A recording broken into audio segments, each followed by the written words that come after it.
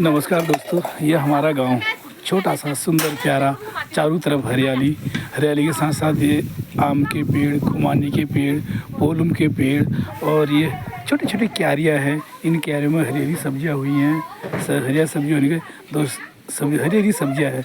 इन सब्जियों को खाने का स्वाद ही अलग होता है। दोस्तों, ये हमारा घर के आगे का आम का पेड़ है। दोस्तों, ये छोटा सा नज़ारा हमारे गांव का, बहुत प्यारे प्यारे नज़ारे हैं। और ये हमारे गांव की हरी हरी वादियाँ हैं। ये छोटे छोटे घर हैं।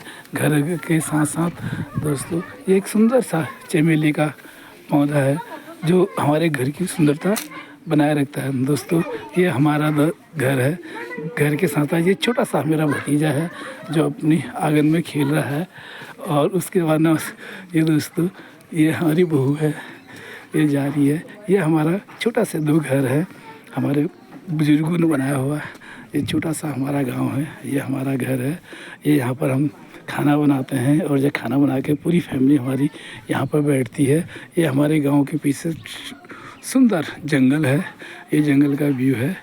दोस्तों, ये अखरोट का पौधा आपको मैं दिखा रहा हूँ, कितना प्यारा है। ये देखो, ये अखरोट का पौधा है। इस पौधे की ये खासियत है कि इसका अखरोट हाथ से टूट जाता है। और ये दानिमे का पेड़ है।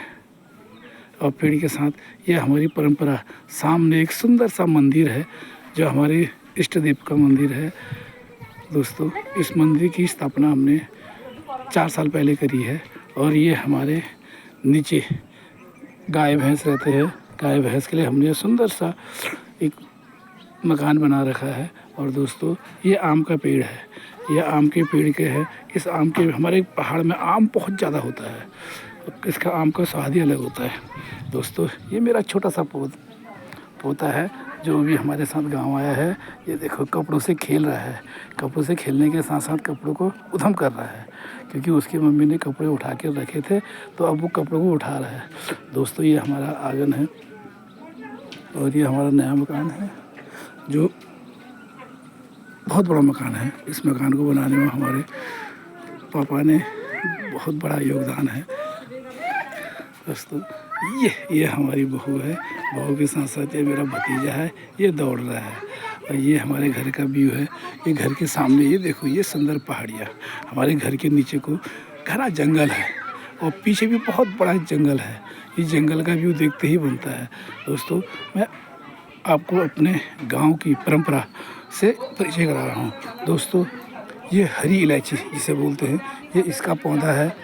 और ये कड़ी में इस पत्ते को डाला जाता है, उसका पत्ता है। ये हमारे पापा ने बहुत दूर से लाके लगाया है।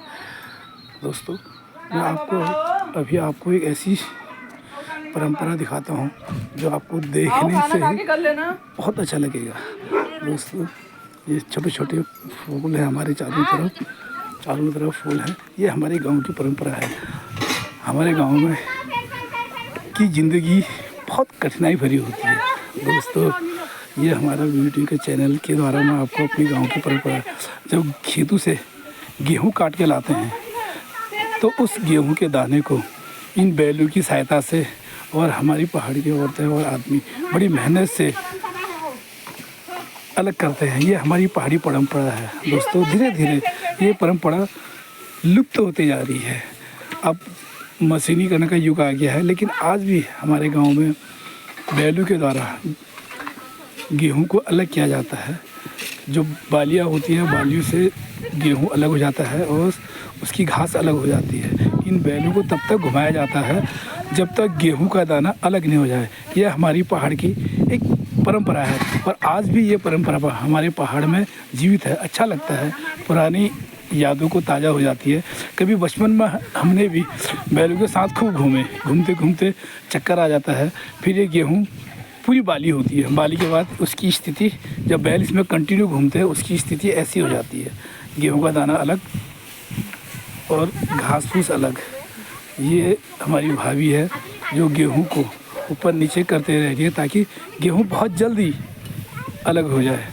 ये हमारे बड़े भाई की बिटिया है जो बैलों को के साथ साथ घूम रही है। उसके बाद ये हमारी भाभी है, गेहूं को और बालियों को अलग अलग कर दिया ताकि बैलों के पाँव के नीचे आ जाए। तो जब तक ये बैल घूमते रहेंगे 1 घंटा 2 घंटा 3 घंटा, जब तक गेहूँ अलग न हो जाए, जो लंबी लंबी बालियाँ हैं बालियों से वो गेहूँ अलग न हो जाए। मैं आपको देखो इस प्रकार से गेहूँ अलग हो जाते हैं, मैं आपको दिखा रहा हूँ। ये देखो ये गेहूँ अलग हो गए। ये हमारी भाभी है गेहूँ को दिखाते हुए। ये हमारे पहाड़ की परंपरा है। इस परंपरा को हम हमेशा कोशिश करते हैं कि जीवित रखें। अब ये नहीं कह सकते हैं कि ये परंपरा कब तक जीवित रहेगी। दोस्तों, इस परंपरा का आनंद मेरे चैनल द्वारा आप लीजिए। और ये बालिका है अपना मुंह बंद करते हुए, उसे शर्म लग रही है। ये जब गेहूँ अलग निकाल लेते हैं तो गेहूँ निकालने के बावजूद हमारे वहाँ पर बैलों को इतनी मेहनत करने के बावजूद ये जौ होता है, जौ आटा 5-6 किस्म से इसको गूंथ के बनाया जाता है।